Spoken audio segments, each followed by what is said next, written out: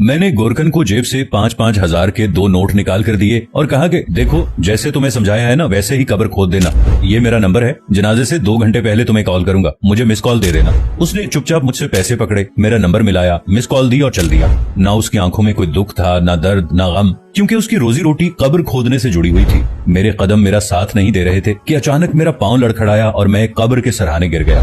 हिम्मत करके जब उठा तो कब्र के कतबे पर नाम पढ़ा। बड़ा बड़ा नाम कंधा था। कतबे पर जली हुरूफ में नाम कंधा था, राणा सिकंदर सुल्तान। उसके सरहाने वाली साइड से बारिश का पानी कब्र के अंदर जा जाकर तबाही मचा चुका था। कब्र मुकम्मल तौर पर बैठ चुकी थी। मैं सोच रहा था 22 मुरब्बे जमीन, करोड़ों रुपए की फैक्ट्रियां और एक मल्टीनेशनल कंपनी का मालिक मुझे चीख चीख कर कह रहा था कि ऐ बेखबर इंसान, संभल जाओ, आज तुम अपने प्यारे दोस्त को दफनाने आ रहे हो, कल तुम भी यहीं दफनाए जाओगे।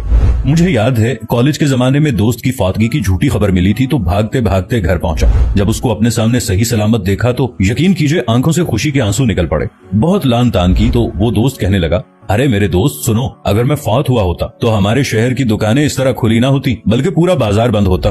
लेकिन ऐसा हुआ कि वाकई मेरा दोस्त फौत हो गया और उसकी फौतगी पे बाजार में कोई दुकान बंद होना तो दूर की बात, उसके सगे भाई की दुकान भी खुली हुई थी। भाई से पूछा तो कहने लगा कि जनाजा लेट है, दूध दही खराब ना हो जाए, मैं जल्दी से इसे बेचकर दुकान बंद करके आता हूँ। दोस्तों, कब्रिस्तान ऐसे लोगों से भरे पड़े हैं जो ये समझते थे कि उनके बगैर दुनिया रुक जाएगी, लेकिन अफसोस कि दुनिया चलती रहती है। न शहर बंद होता है और न ही दुकानें बंद होती हैं। लोगों को ऐसे महसूस होता है कि सारा निजाम मेरी वजह से चल रहा है। मैं अपने घर में अगर कोई काम करता हूँ तो ये सारा घर मेरी वजह से चल रहा है। कोई सियासत में है तो कहता है ये सारा मुल्क मेरी वजह से चल रहा है। कोई जिले लेवल का ओहदेदार है तो कहता है मेरा जिला मेरी वजह से चल रहा है। कोई एडमिनिस्ट्रेशन में है तो कहता है कि ये सारे एडमिनिस्ट्रेशन के काम मेरी वजह से चल रहे हैं। कोई दुकान पर बैठता है तो कहता है ये दुकान मेरी वजह से चल रही है। किसी को खानदान में कोई हैसियत हासिल होती है तो वो कहता है कि ये पूरा खानदान मेरे सर पे चल रहा है। कोई गाड़ी चलाता है, बस चलाता है तो कहता है कि ये मेरी वजह से चल रही है। दुनिया का कोई भी शख्स कोई भी काम कर रहा है वो कहता है कि ये सब कुछ मेरी वजह से चल रहा है। लेकिन कभी आपने ये नोट किया कि किसी शख्स के मर जाने से हमसे लेकर आज तक सदियां पीछे चले जाएं तो जितने लोग फौत हो चुके हैं, जितने इस दुनिया से जा चुके हैं, कभी अपने गिरबान में बैठ के झांकना कि आपसे कम, आपसे गरीब, आपसे निचले दर्जे के बहुत सारे होंगे, लेकिन अगर जब आप ऊपर नजर दौड़ाएंगे तो आपसे अमीर, आपसे ऊंचे, आपसे बड़े बड़े लोग भी बहुत ज्यादा तादाद में होंगे।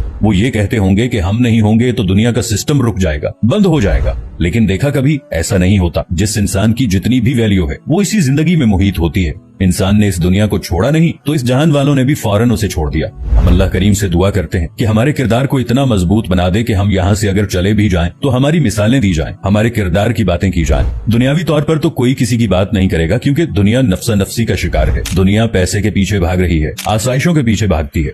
ये दुआ है कि मुझे और मेरे तमाम देखने वालों को अल्लाह आखिरत के लिए कुछ करने की तौफीक इनायत फरमाए, आमीन। उम्मीद करते हैं हमारी आज की वीडियो आपको जरूर पसंद आई होगी और सदका जारिया समझते हुए इसे अपने दोस्तों के साथ जरूर शेयर कीजिएगा ताकि इस्लाह का ये सिलसिला हमेशा जारी और सारी रह सके। जज़ाकुमुल्लाह खैर। मिलेंगे अगली वीडियो के साथ, तब तक के लिए अल्लाह निगहबान।